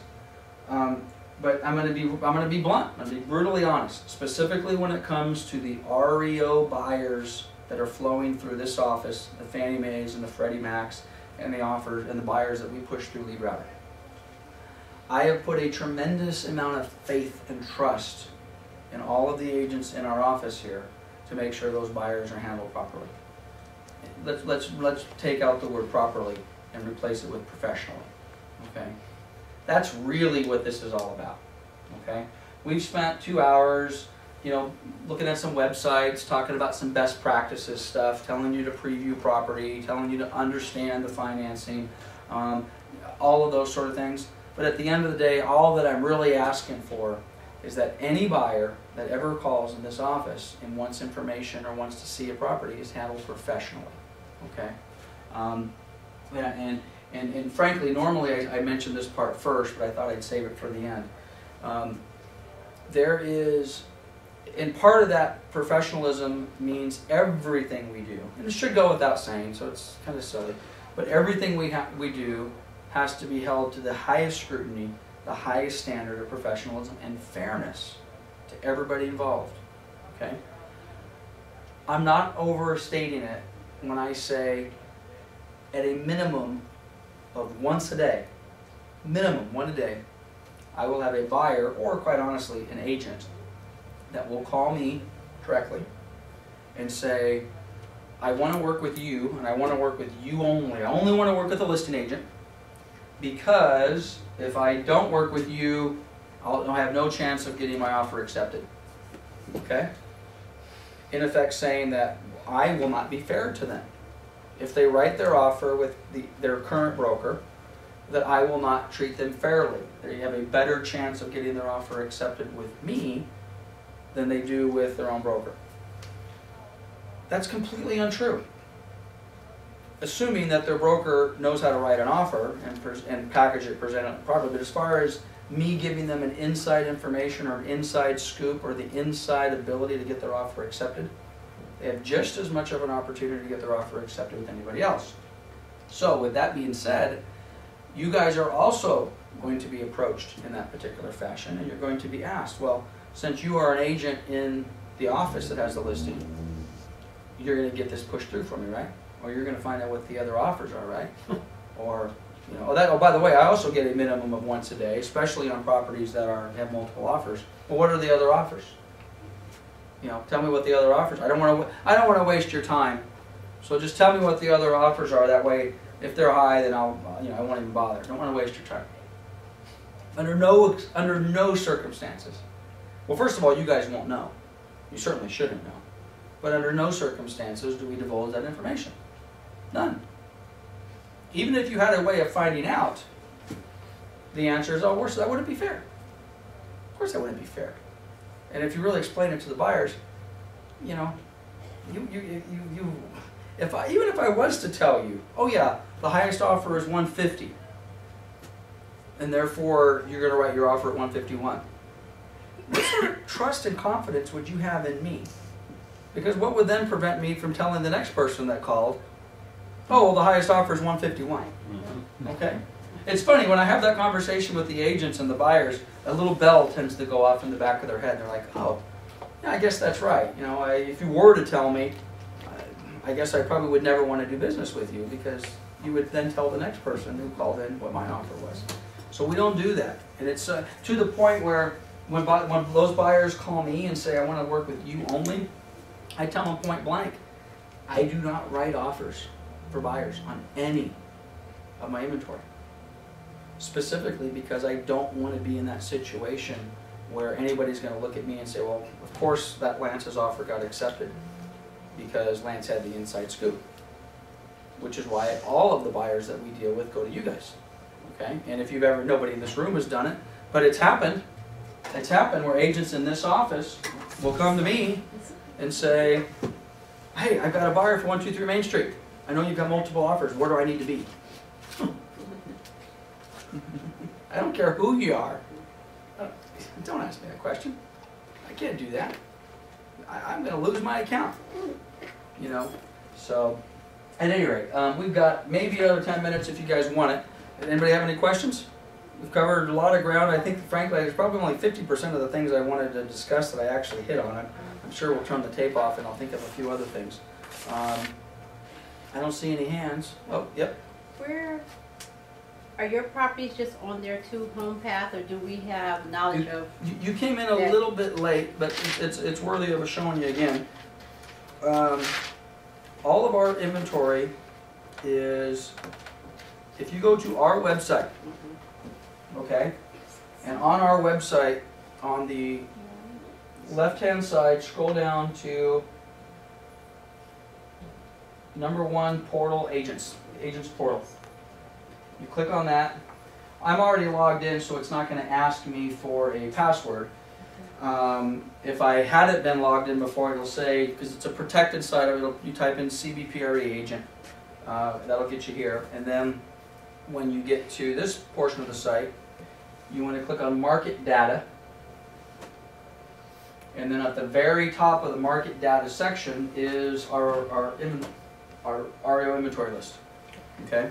As we discussed earlier, this list is embedded into a web page, and it is refreshed every 15 minutes. So if I was to, and I should have done this as an example, I should have went in and just changed one of these things just to show you.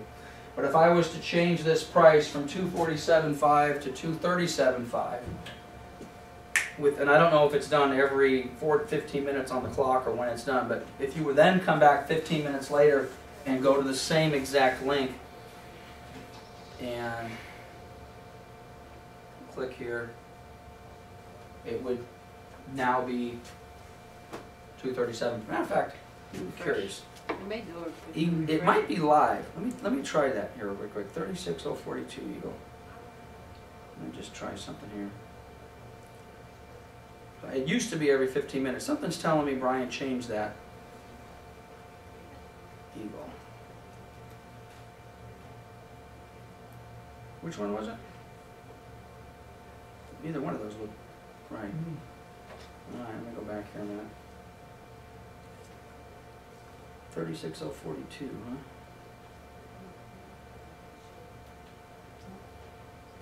It might not be Eagle exactly.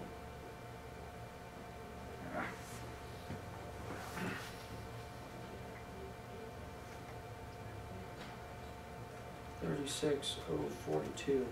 This is our internal site. Oh, I'm supposed to say Eagle right here, that's why it doesn't say that. Okay, this is our internal site, and you guys don't have access to this. But when we want to change the price to... So you don't have to go to the MLS? No. 247.5, and I'm just going to change this to, let me just take off the 500.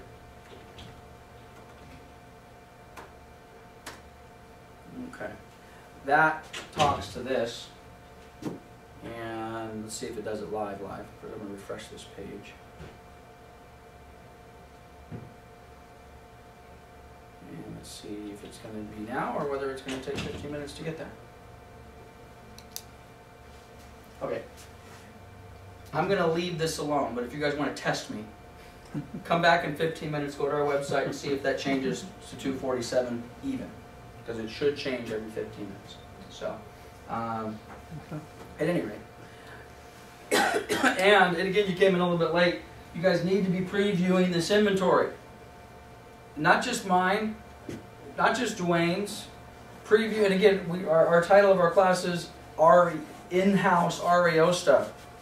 apply this exact same material. Go preview Mike Novak's inventory. Go preview Hugo Ballarezo's inventory. If you want to be the REO professional, go preview all the HUD inventory. Who cares who the agent is? Go preview all of it. And nothing would make me happier, believe me, and if you're not doing this already, then shame on you, because you should. If somebody calls in on Eagle Lane, okay, they need to, and you happen to know that there's a property around the block from Eagle Lane that's a HUD, which is a better property, you need to know that. Oh yeah, I'll tell you what, I'll meet you over here at 36042 Eagle Lane. I'll show it to you. I said, but do you have an extra few minutes? Why is that? Because there's another property right around the block, which is the same model, same floor plan, same neighborhood, in 10 times better condition for the same price. So I want to make sure you see that one too. Now, how are you going to be able to do that if you're not engaged in the market? You're not previewing property. You're not the professional. That's that. And again, if you don't do that, let's suppose the buyer then subsequently asks you a question while you're out in front of 36042 Eagle Lane and says, do you have anything else that's similar to this in the neighborhood? And your answer is, no. And then they just look at their little sheet and say, well, that was a test question. You failed. Because I happen to know as the consumer that there is something like this similar in the neighborhood. And I was determining whether or not I wanted to work with you or not. And because you didn't know that there was another house right around the block that was identical to this that was a HUD, I guess I don't want to work with you. So let me drive around the block and let me call that HUD agent. Do buyers do that? Mm-hmm. I would do that. If I was in a community and I did not know who I wanted to work with as an agent, I would ask some qualifying questions, just like we qualify our buyers. I would ask some qualifying questions to my agent. And I'd test you a little bit. You know? What about that house across the street? What about this one? What about that one? I saw that house on the corner over there, a bunch of dead grass and tall weeds. What do you know about that? Can you give me information on it? And maybe I already know.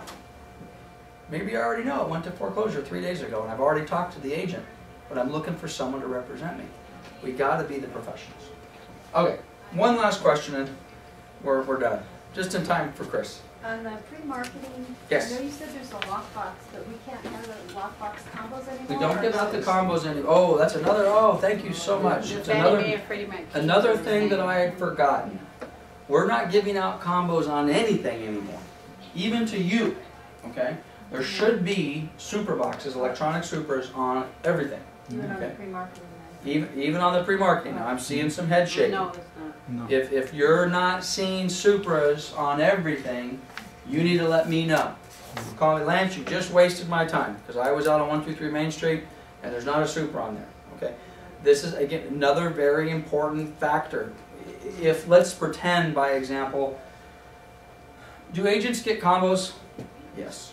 Do agents give combos to their buyers? Nobody in this office, of course. Let's talk hypothetically. Are other bad agents out there giving combos to their buyers? Yes. Yes. Okay. Is that a problem? Yes. Yes. Lance, Let me finish my thought real quick, Marilyn. Fannie Mae has, and Freddie Mac, and all of these banks have field inspectors going out to these properties every single day, looking for, is there a sign in the yard, are the doors locked, is the grass been cut, are there flyers in the kitchen, all the rest of that sort of stuff. When they drive up, they do not drive up with a big old sign on the side of their car saying bank inspector in a uniform and a hat. It says bank inspector. They drive up in a little Toyota Tercel. The guy gets out with shorts and flip-flops, looks like a buyer. Looks like just a consumer driving down the street. Goes in, he sees that the door is open, sees a car parked in the driveway. The guy just kind of strolls on in. Hey, you know, oh, don't mind us. Our agent just, you know, gave us the code. Oh, who are you working with? Oh, I was working with somebody from Lance's office, Chris. You know, he said just go ahead and, you know, go over. He was busy. Or the Lance guy was too busy to show it to us, so he had somebody else call us, and he was too busy too, so he just gave us the code. Okay? Guess who loses his Fannie Mae account tomorrow? Does that happen? That happens. I bet that happens every day. Every single day. Now, nobody in this office, but it's the agent from Long Beach who wants to see the property out here, got the combo. So that's why Fannie Mae's changed all their combos. You know, the AMN combo that everybody under the sun knew. I mean everybody knew it. That's the way. They don't have those anymore. Now each combo is different. Each combo is unique. All the rest of that sort of stuff. But field inspectors were running out. Oh, my agent got the combo from the listing agent. He lives in Long Beach. He didn't want to drive out to Riverside, so he just gave me the code and said, go take a look at it, and if I want to write an offer to call him back. Anyway, if you don't find a Supra, electronic Supra, on all of our inventory, including the pre-marketings, let me know. Okay? Because there needs to be Supras on all of them. Which also begs the question, if you don't have a Supra key, are you engaged in the real estate business today? I would venture a guess you are not. So, if you don't have a Supra key, then resolution number 1, go down to the Board of Realtors. I don't know what they cost. What are they? 90 bucks. 90 bucks, and then you got to pay what? 16 bucks a month or something? 600 bucks. Not for a Supra. That's your your water water box. 177. 177. a year. No, it's not. 25 for 177. 170 bucks. For the insurance. Okay, but yeah, don't you have to lease them, or is that part of the lease? You can do it 177 with your cell phone. If you have a smartphone now, you can. He's not talking about opening them. He's talking about the lockbox, right? No, the lock boxes themselves. No, I'm talking about opening them. Oh, I'm sorry. Yearly, Keys. super key. Right. Yeah. Yeah. The lockbox is 160 bucks. Okay, well, but basically it's a lease that you're paying in advance. So it's 15, not even that. It's 10 bucks, 11 bucks a month. If you can't afford 11 bucks a month to get a Supra key to open the Supra box, then you're not in the real estate business. But if you have a smartphone, like you were Smartphone. saying, Oh, they're slick. it's $14 a month. Extra. Right, and then you get to do the little thing on my iPhone. You have to plug this little thing on there. That's right. And super slick. I got to tell you, if you're this class is more geared towards buyer's agents. That's But the if fob. you are, what's that? No, I was like, yeah, it's a fob. Yeah, there's a little fob that you have to plug into your. From what I understand, shortly, and I don't know what the technology is going to change, but with the iPhone, there's going to be a new app that will eliminate the need for this, because this is a pain in the butt. You know, back with the Trios, I used to be a big Trio guy, or any of the phones that were infrared, you didn't have to have this. You just, because the lockbox itself has an infrared connection. The Trios had infrared. The iPhones, and infrared's old school, baby. Nobody does it. Everything now is Bluetooth. Okay? And all of our electronic lockboxes are not Bluetooth, they're infrared. Anyway, they're figuring a way around that. I will tell you though, if you're a listing agent, who's got a listing in here? Good. Okay. You have a Super lockbox on it? Yes. Okay. Better. If you're not, go get one. Yeah, they're expensive. They're $100. You can get some used ones at East Valley's. They got $75 used ones that look brand new. But at any rate, these are the coolest things, especially if you use your smartphone. Because every time you click on your E-key on your smartphone, it'll tell you, hey, you've got 4 showings. Oh, really? Who? Chris Leeper just showed my property. Cool. That's pretty nice. Marilyn Schnagel just showed my property. Cool. You know, and then you, in theory, what are you supposed to do? I'm supposed to call you. Hey, what'd you think of that? Hey, what'd you think of that? So, anyway, no combos. Don't give out the combos. It's deadly. Deadly for me. I can get in big trouble. So then the HUD keys, and I have all the set of keys. Those don't work anymore? Which ones? The HUD keys. The HUD keys work. They still work? Yeah. What about the other ones? It's a little bit different. The HUD master keys are still, HUD's always gone with that HUD, and frankly if you have some of the other banks' master keys, they're still keying them basically the same. Yeah. So if you happen to have come into possession of one of those keys, they're still going to work. I have all. So, yeah. Which along those lines, if you're selling a property, this is another reason why we rekey all of the properties at close of escrow, because all of the properties are basically keyed the same. Okay? Fannie has a master key, Freddie has a master key, B of A has a master key. So you don't rekey your property, which we do on all of them, but if you didn't rekey your property, there could be hundreds of people, thousands of people walking around with the key to your house. Anybody from the landscaper to the pool guy to the contractor to some dirtbag real estate agent who's waiting for you to move in and gonna wait for you to go to the store and come on in and take your new TV with the master key. Where did you get the HUD keys from? Because I had HUD keys. This was way back. You know what? I think currently the HUD. I think the HUD listing brokers are responsible for it. Does anybody know the answer to that? It used to be you had to go down to the local HUD office in Santa Ana and pick them up there. Pimco, they have one in San Bernardino too, Pimco. Yeah. For a while, the two penny realties. Right. Well, yeah, exactly. That's why the local. I mean, locally, and God, it just kills me that we didn't pick up the HUD account this year. But Corey Beeson's office is doing HUDs. Dustin Lucens at Keller Williams is doing HUDs. I think you can go get them directly from those guys. Well, we are approved to put in our offer. We are definitely approved. If you want to write an offer on a HUD, you go in and you put on our NAID number and you're good to go and all the rest of that. What we're not approved for, and I'm working on this, we'll see. The next round, and I have no one to blame but myself. I knew it was coming and I screwed up. But the next round that they open for HUD listing brokers, I'm hopeful that we're going to get on the HUD listing broker side, which would kind of be similar to what we do on the Fannie and Freddie's as the listing side. It just opens that much doors for it, many more doors for us. So, okay, I don't see any more hands going up. So, Drew, you have anything to add? Perfect. All right, guys. Well, Happy New Year. Go out, sell something.